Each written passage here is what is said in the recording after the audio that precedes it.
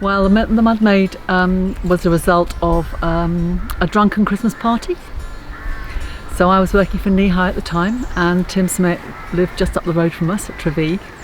And at this drunken Christmas party, he said, "Oh, I'm doing this project at Heligan, and I just think you might like to come and make something." Because at the time I was making large-scale carnival sculpture out of bamboo and willow and paper.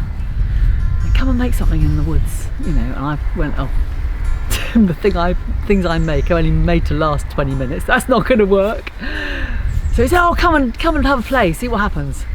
So that summer, the following summer, my brother and I came and played. And we played with the things that were here. So we played with mud because they were excavating the foundations for the tea rooms at the time. This is really back in the day, this is 1998. So we played with mud, and we built the giant's head round a fallen tree root. It was lifted up like a disc, which just spoke to us about a head. And the other thing that there was plenty of was panellised timber, because they were making the boardwalk down in the jungle. So we played with that and made an armature for her. So she's got wood inside her, and she's built up again with mud. And I think the original idea for her was she was originally going to be a mermaid.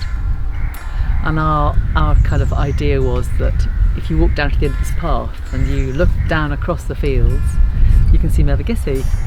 And I'd once made a willow and bamboo and paper mermaid for Mervagissey. We thought it'd be quite cool to make a mermaid here who'd basically landed in Mervagissey and snuck up into the woods for a little kit.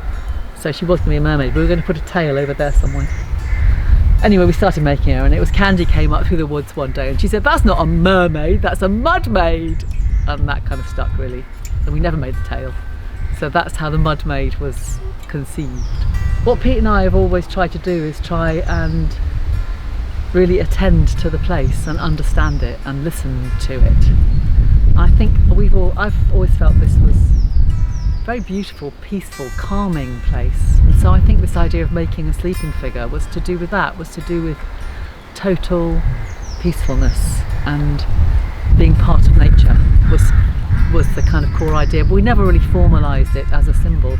Since then, I think she has become a bit of a symbol as a kind of earth goddess of some sort, and as a result of making her, Pete and I have made earth women all over the world. Because I think she does speak to people in that sense. I think people really recognise this idea of she's made of nature, and she's part of nature, and she's completely content in nature. Well, it's over 20 years since she was made, and she's had a little bit of attention over the years. We remade her hand at one point because it had got rather jumped on, and in the recent years the ivy has really taken over, so she's looked like she was wearing a great big padded ski suit. And when we came yesterday and trimmed the ivy off, and literally the ivy was that deep on her. So she's already, you can see her body again, which is really exciting.